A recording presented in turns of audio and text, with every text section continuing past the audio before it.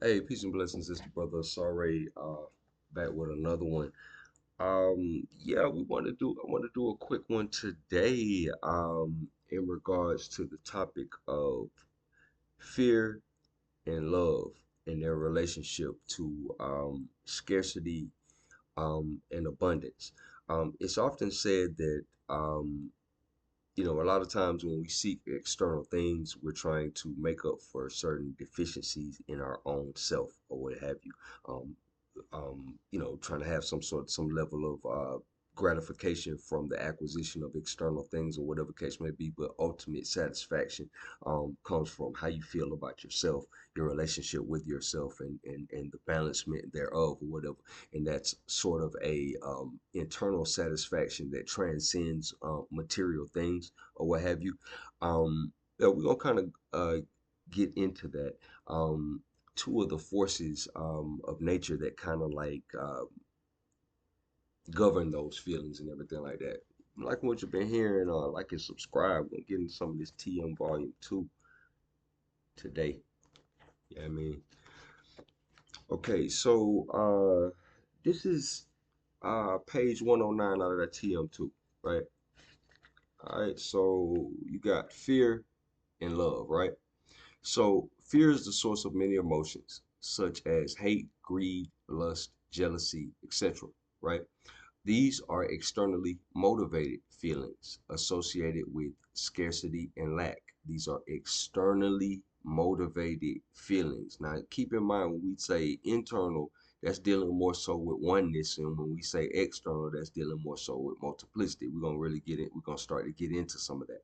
Okay, fear separates things and is a potential byproduct of separation, right?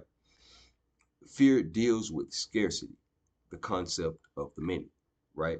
So the concept of so we're dealing right now with the concept of the one, and we're dealing with the concept of the many. Like we when we got into the book on numbers by R.A. Swallow de Lupus a couple videos ago, and we were talking about how the one divides itself into the numbers 1 through 9, excuse me, the number 2 through 9 and everything like that. And we talk about when we talk about numbers, the glyphs, the symbolic representation of numbers as far as the glyphs, that's one thing. That's how we view numbers or whatever case may be. But what they're actually talking about is what's behind the number or whatever the principles and things that they represent, the constructs that they represent that are the building blocks of natural phenomena and things like that.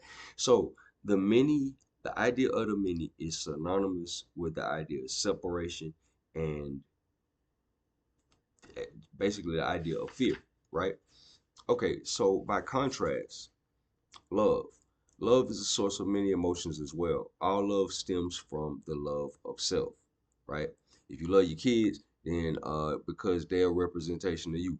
If you you know what I'm saying, whatever you love, you see what I'm saying, it's gonna come back and it's gonna come back to you some kind of way. It's gonna come back to you to some measure of self-love. You love it because it's associated with you in some kind of way. You see what I'm saying? Okay, let's see. All love stems from the love of self and is predicated on oneness and self-reflection because if you notice on a couple of the previous videos I've been sprinkling this whole thing, it's only one thing. It's only one thing or whatever the case may be. We talk about how the reflections work or whatever case may be. You can have 100 people in a room or whatever case may be, and the reflection that you do for one person will apply for all those 100 people or whatever because we're operating up on under a common principle at some level or whatever case may be. This level of multiplicity that we experience as human beings, me being me, you being you, at some level, that breaks down or whatever, and it's only one thing. And from like how we were saying with that book, by R.A. Swallow de Lupus, a study on numbers or whatever, we can clearly see that everything comes from one or whatever case may be. You see what I'm saying? All numbers are multiples of themselves in at least one. You see what I'm saying? So all numbers are a composite of one. You see what I'm saying? Yeah. So these two forces are the foundational energies of the universe. They maintain a unique balance. In science, you can consider that like attraction and repulsion. In psychology, toward or away from that type of deal. In the context of, okay, so let's get into an interesting contrast. So let's say So we just went over love and fear. Fear is associated with scarcity. Love is associated with abundance. And it's associated with a level of abundance that cannot be acquired through, that cannot be attained through the acquisition of physical things.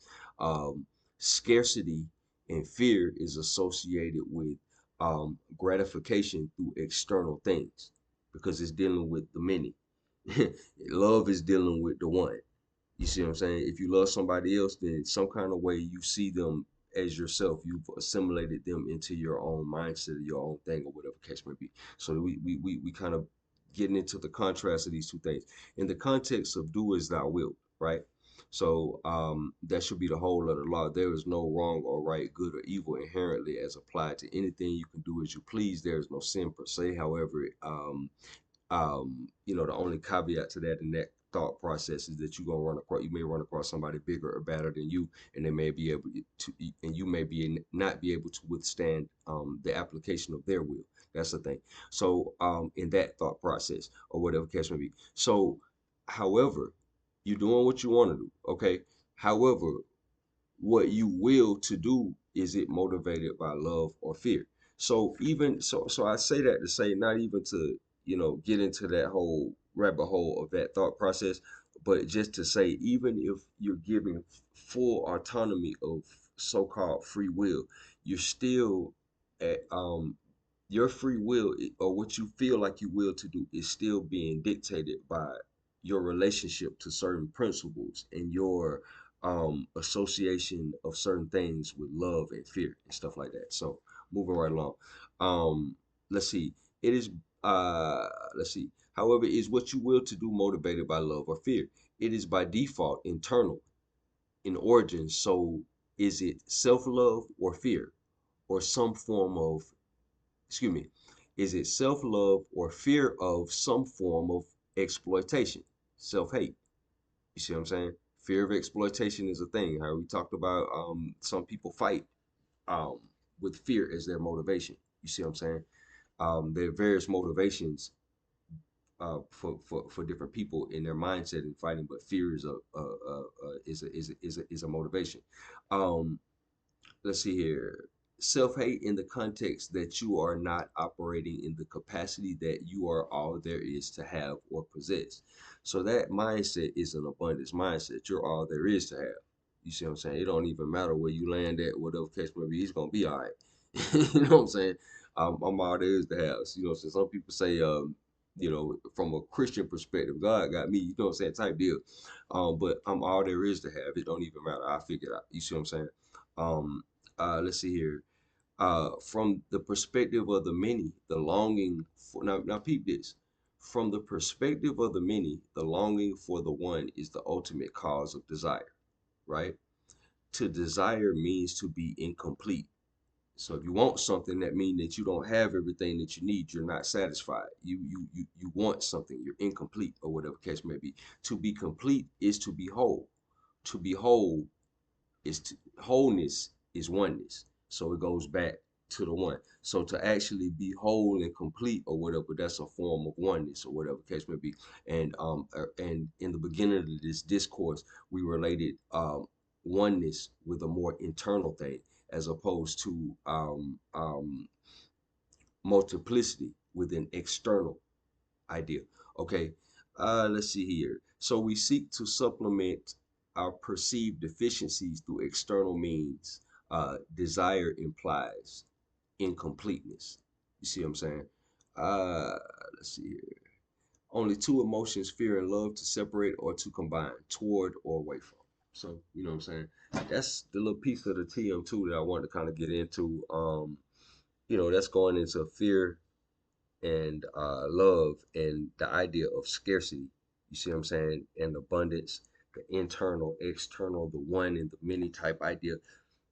You see what I'm saying? Because scarcity is a whole mindset. That's the reason why a lot of the more negative qualities in people actually come out because you'll be surprised it's coming up out of a scarcity mindset. You see what I'm saying? If you um, dating a OnlyFans model and you ain't been on a liquor content with your own this OnlyFans model, but you paying the rent every month. You see what I'm saying? That's coming out of scarcity because you probably ain't never dated somebody doing something like that, or whatever pedestal you put that person up on, you probably view that in the light of scarcity. Another interesting tidbit is a lot of times we give examples in a lot of these videos. Um, Surprisingly enough, a lot of the examples actually reflect when we examine the theme of the example, because a lot of times when we're in the presence of the discussion of these examples, there's a reflexive nature to it, or whatever case may be. So if you take it out of its specific context and you find the theme, um, that's behind it, or whatever case may be, and you can put more than likely you'll probably be able to find that theme in your life or what have you. But yeah, that was just a real short one, just kind of getting into abundance, scarcity, internal, external, love and fear, and that's coming out of that TM2, man. Y'all like what y'all been hearing, man. Like and subscribe, appreciate the love. Yeah, we in here. Appreciate y'all checking me out.